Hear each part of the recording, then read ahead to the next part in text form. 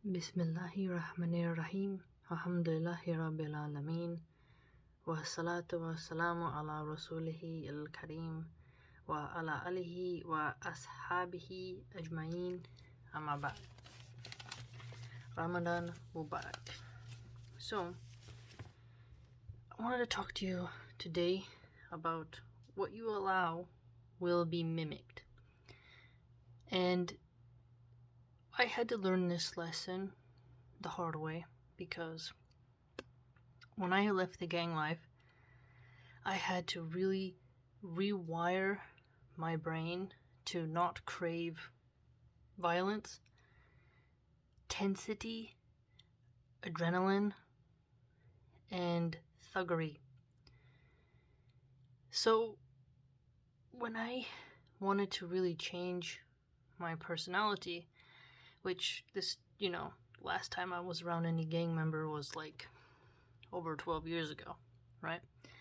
But I'm just explaining how I did it. I had to get away from those people, and I had to realize that I couldn't change some of them. Sometimes I'd be hanging out and I started to change, and other people in the gang would be looking at me a little bit weird, and they start to suspect you as being a snitch.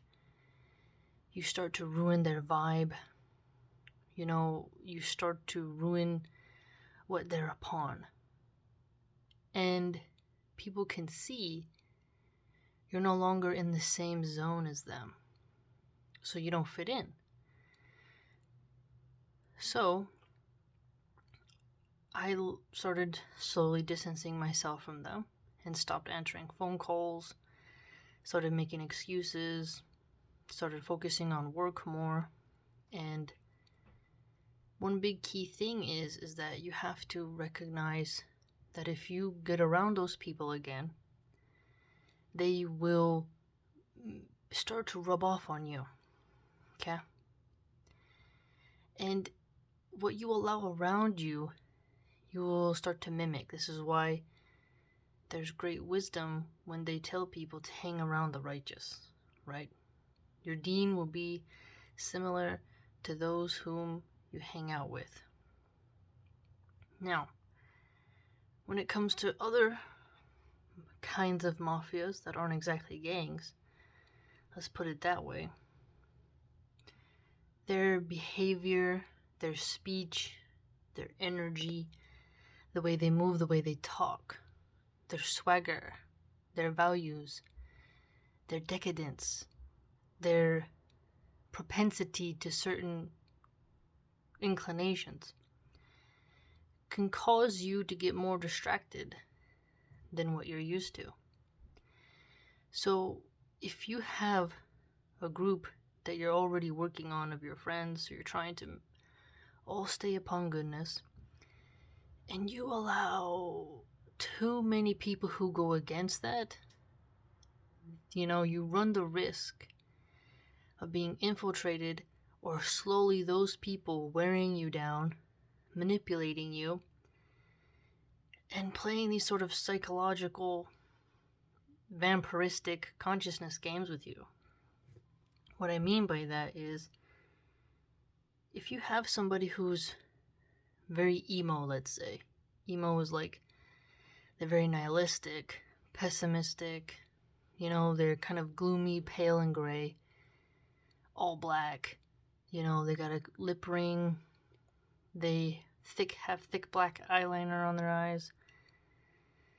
They just are not very happy ever. They seem chronically depressed.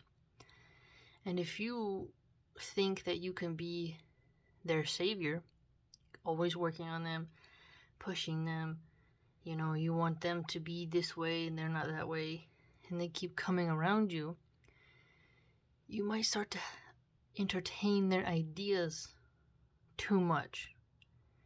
And they can shift you from your motivation, because every time you do something, they can say a remark, say something off the cuff. They can undercut you, subvert you, gaslight you. There's a lot of things that could happen that disturb the equilibrium of yourself and of the group. So To put this further, if you're in charge of children, you have to guard what you allow around them. Just like if you have a family member who is still using drugs, you don't say, hate the sin, but not the sinner.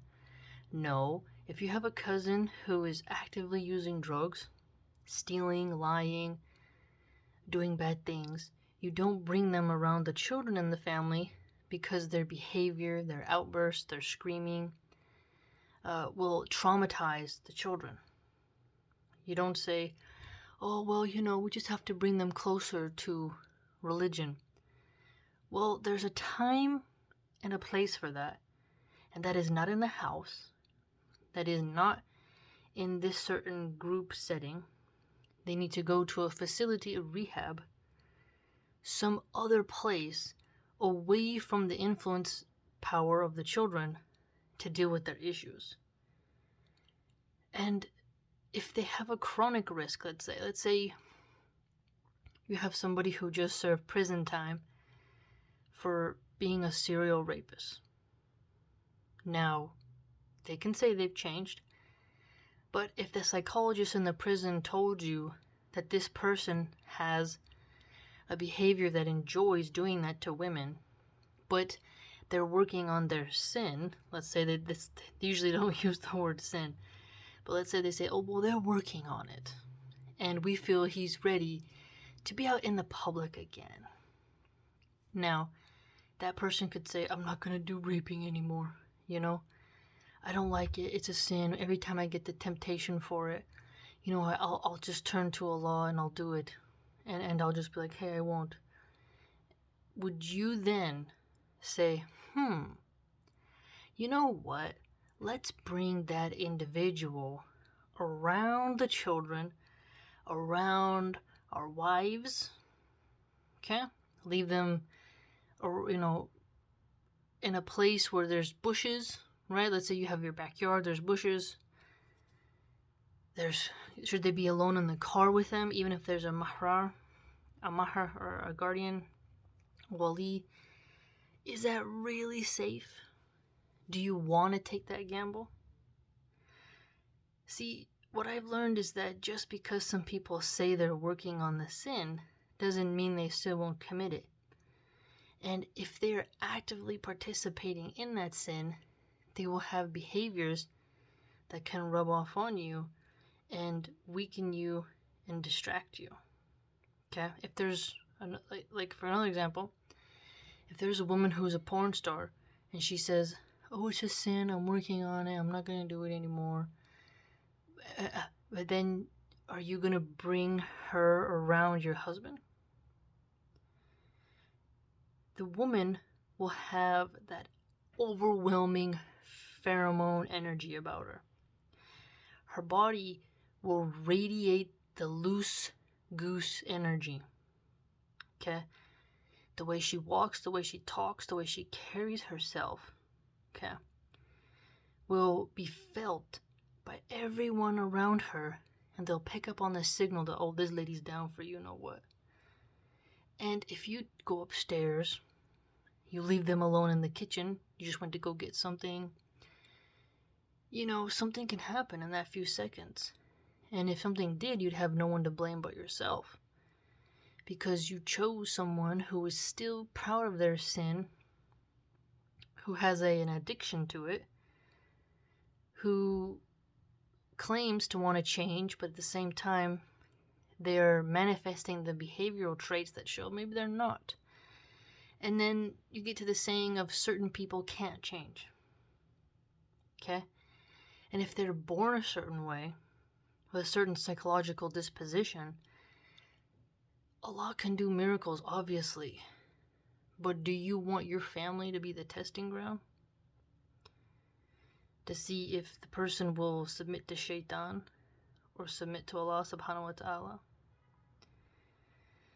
What I'm getting at here is that certain behaviors, certain values, certain demeanors, personalities shouldn't be allowed the opportunity to infect and rub off on you, your family, or the sweet innocent children, and that you have to hold the line.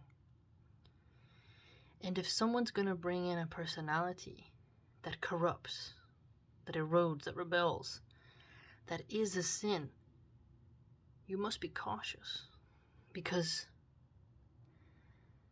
they can erode you down, wear you down, manipulate you, especially with emotion. I mean, think about this.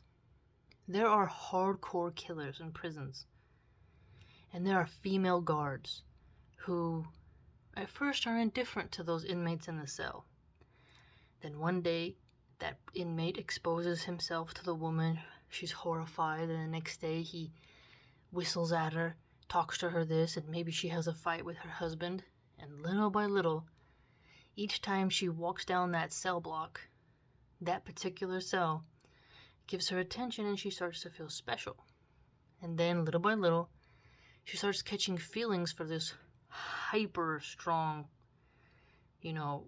male who is quite dangerous, but he has nothing at all to do in his cell all day besides holler at her because she's the only female around.